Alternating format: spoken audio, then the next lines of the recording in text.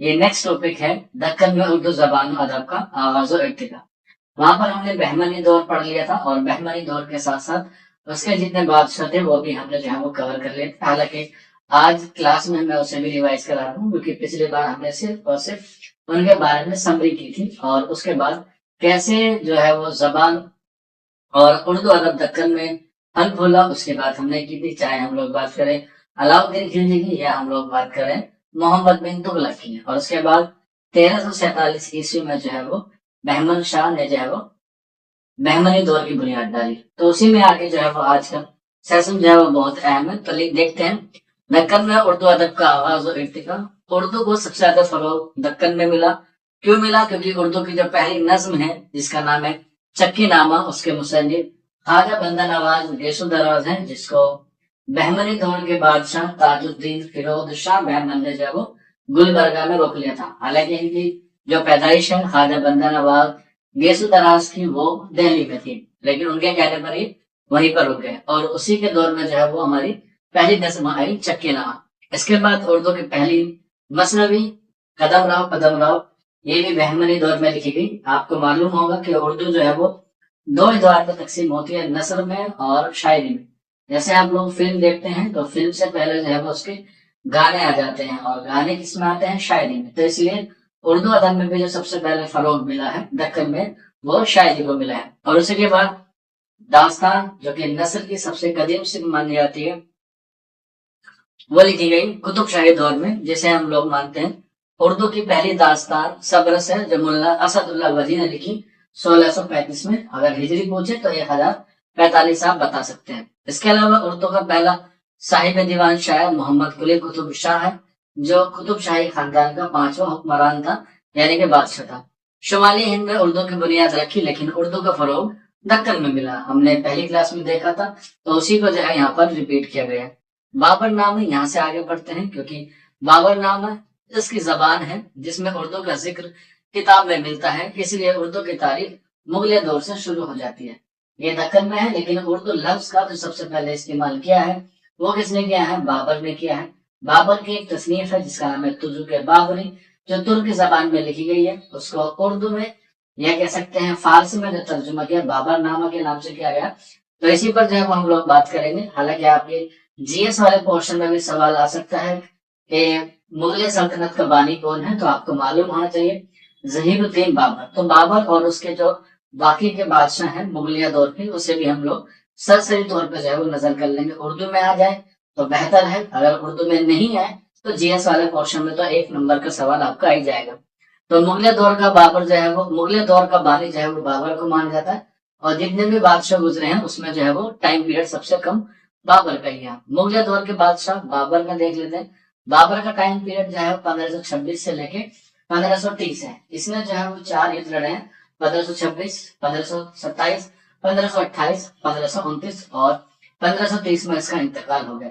जिसमें इसका पहला युद्ध या कह सकते हैं पहली जंग जो है वो बहुत अहम है, जो बाबर ने लड़ी थी इब्राहिम लोदी से पानीपत में, जिसमें इब्राहिम लोदी मारा गया और बाबर जीत गया।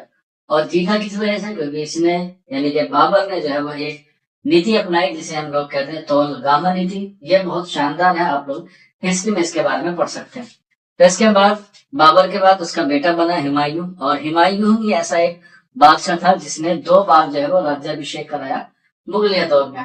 पहला जो है उसने अपने बाप के इंतकाल के बाद, और दूसरा जो है वो जब शेर शाह सूरी का काल आया या शेर शाह सूरी का टाइम पीरियड आया, तो उसने जो है वो मुगल सल्तनत को हटा दिया। तकरीबन 15 साल तक हुमायूं जो है वो इधर उधर भटकता रहा, और उसके बाद बेटा हुआ उसके अकबर 1542 में कालानौर के आसपास।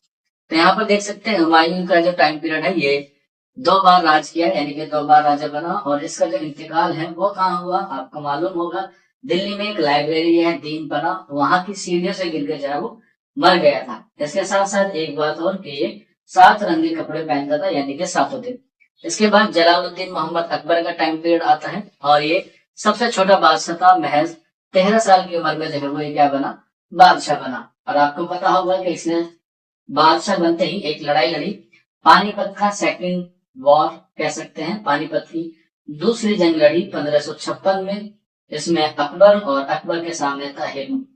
और अकबर की तरफ से जो लड़ा वो था बैरम खां। और अक्सर एग्जाम में आता है कि अकबर का संरक्षक कौन था, तो बैरम खां था।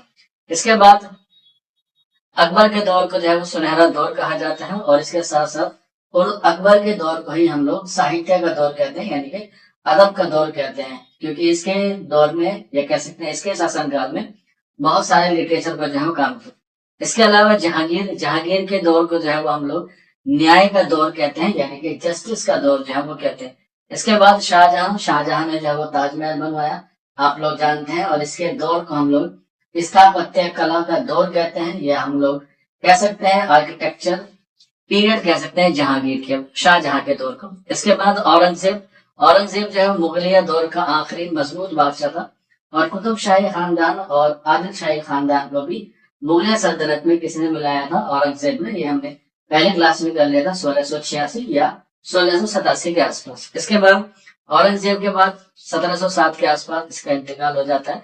इसके बाद बहुत सारे जो है वो बादशाह गुजरते हैं, उनका नाम सिर्फ पढ़ लेते हैं। आजम शाह, बहादुर शाह, जहांगीर शाह, फर्रुखशियार, रफीउद्दरजात, रफीउद्दौला, दौलत, मोहम्मद इब्राहिम, मोहम्मद शाह रंगीला, अहमद शाह बहादुर, आलमगीर सानी, शाहजहां सानी, शाह आलम सानी, अकबर शाह सानी और बहादुर शाह जफर। टाइम पीरियड आप लोग जो है वो नोट कर भी सकते हैं, उर्दू के हवाले से नहीं भी कर सकते, इसलिए मैंने बताया नहीं, क्योंकि इतने खास नहीं है। उर्दू में हिस्ट्री में हो तो आप हिस्ट्री वाली क्लास में जाकर जो है उसके बारे में पढ़ सकते हैं। तो बहादुर शाह जफर जो है वो का इंतकाल जो है वो आपको मालूम है कि जब 1857 में जो है वो गदर हुआ, तो उसमें जो है वो इनको क्या कर लिया गया था, बरतानी हुकूमत ने जब्त कर लिया था। तो मुगलिया दौर का जो आखिरी बादशाह है वो बहादुर शाह जफर को जो है वो माना जाता है। इसके बाद उर्दू अदब की दक्कन में बहमनी दौर से शुरू होता है, यानी कि उर्दू अदब को जब हम लोग पढ़ते हैं तो बहमनी दौर से शुरू होते हैं। मैंने इब्तिदा में ही बताया आपको कि पहली मसनवी और पहली नज्म जो है वो दक्कन में लिखी गई। इसके बाद बहमनी दौर में कुल 18 बादशाह का दौर गुजरा है। 18 बादशाह कौन कौन से हैं वो आप लोग देख सकते हैं। बहमनी दौर का बानी अलाउद्दीन हसन बहमन शाह बहमन को माना जाता है, और उसका टाइम पीरियड था 1347 से लेके 1357 या 58 के आसपास का। बहमनी दौर गुलबर्गा के आसपास का इलाका था। इसके बाद बहमनी दौर के जो 18 बादशाह हैं वो देख लेते हैं कौन कौन से। सबसे पहले अलाउद्दीन हसन शाह बहमन, इसके बाद मोहम्मद शाह बहमन अव्वल, इसके बाद तीसरा है मुजाहिद शाह, चौथा है दाऊद शाह बहमन, पांचवा है मोहम्मद शाह अव्वल, छठा है गयासुद्दीन शाह, सातवां है शमसुद्दीन शाह, आठवां है फिरोज शाह, जिसका पूरा नाम है ताजुद्दीन फिरोज शाह। और इसी के दौर में जो है वो पहले नज्म यानी कि चक्की नामा लिखी गई, जो लिखी ख्वाजा बंदर नवाज गैसुद्दराज ने। इसके बाद अहमद शाह वली, इसी के दौर में जो है वो फखरुद्दीन निजामी बैदरी ने जो है वो अपनी पहली मसनवी लिखी कदम राव।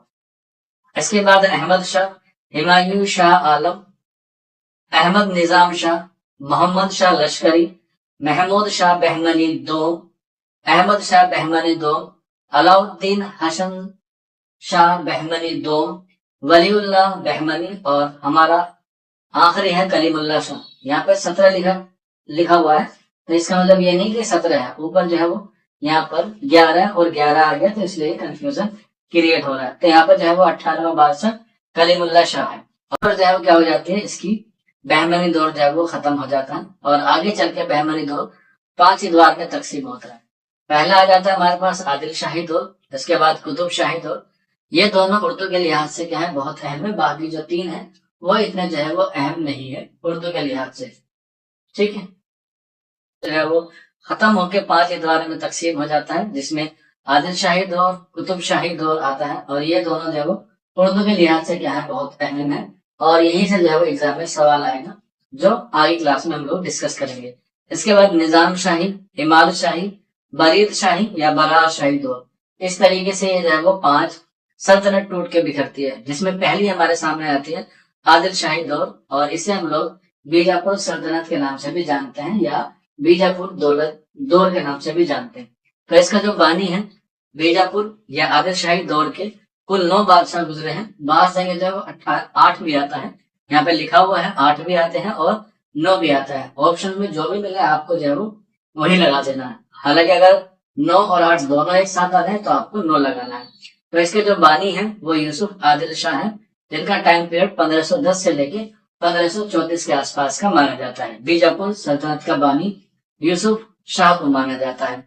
इसके बाद इस्माइल आदिल शाह तीसरा, मालू आदिल शाह, इसके बाद इब्राहिम आदिल शाह पांचवा, अली आदिल शाह अव्वल, इसके बाद इब्राहिम आदिल शाह सानी, मोहम्मद आदिल, अली आदिल शाह सानी और सिकंदर आदिल शाह। ये बीजापुर का क्या था, आखिरी बादशाह था। तो कुल मिलाकर जो है ये 9 हो गए। और 1686 में औरंगजेब ने बीजापुर सल्तनत को जो है वो क्या कर लिया था, अपने कब्जे में कर लिया था। तो इस तरीके से आप लोग जो है वो इनके सारे नाम और अहम अहम बातें जो है वो नोट कर लीजिएगा, जो भी आपको एग्जाम के हवाले से लगे। मैं सारी चीजें बताता हुआ चल रहा हूँ, आप लोग जो है वो नोट करते रहिएगा।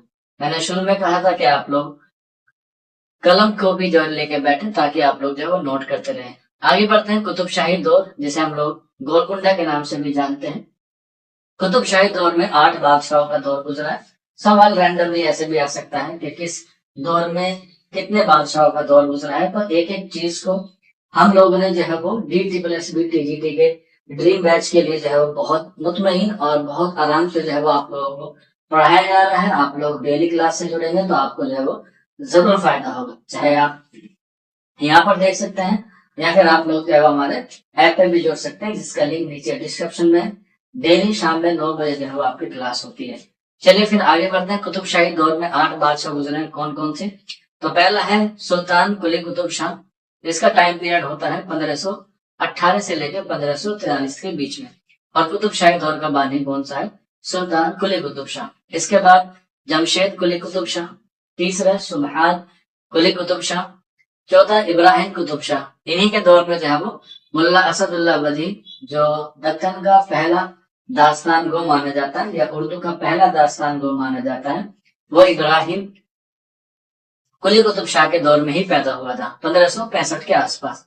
इसके बाद मोहम्मद कुली कुतुब शाह, इसे आपको बिल्कुल पर्टिकुलर पढ़ना है क्योंकि इसको ही उर्दू का पहला साहिब दीवान शायर जो है वो माना जाता है। 1580 से लेकर 1611 तक का क्या है इनका टाइम पीरियड है मोहम्मद कुली कुतुब शाह का। क्योंकि ये जो टाइम पीरियड है ये इनकी पैदाइश नहीं है बल्कि ये इनके शासनकाल की है। क्योंकि 1580 में जो है ये मोहम्मद कुली कुतुब शाह जो है वो गद्दी पर बैठा था, जब इसकी उम्र 16 साल 11 महीने और 18 दिन 8 दिन के आसपास जो है वो इसका टाइम पीरियड था। इसके बाद मोहम्मद कुतुब शाह, जो मोहम्मद कुली कुतुब शाह का दामाद भी था और भतीजा भी था। इसके बाद अब्दुल्ला कुतुब शाह, इसी के दौर में उर्दू की पहली दास्तान सब्रस जो है वो लिखी गई। लिखी किसने, मुल्ला असदुल्ला वजी ने लिखी गई। और आगे बढ़ते हैं पॉइंट नंबर 8 पे, या कह सकते हैं बादशाह 8 हुआ है अबुल हसन कुतुब शाह, जिसको हम लोग अबुल हसन ताना शाह के नाम से जानते हैं। यहाँ पे हालांकि नाना लिखा हुआ है, नाना नहीं है बल्कि ताना है।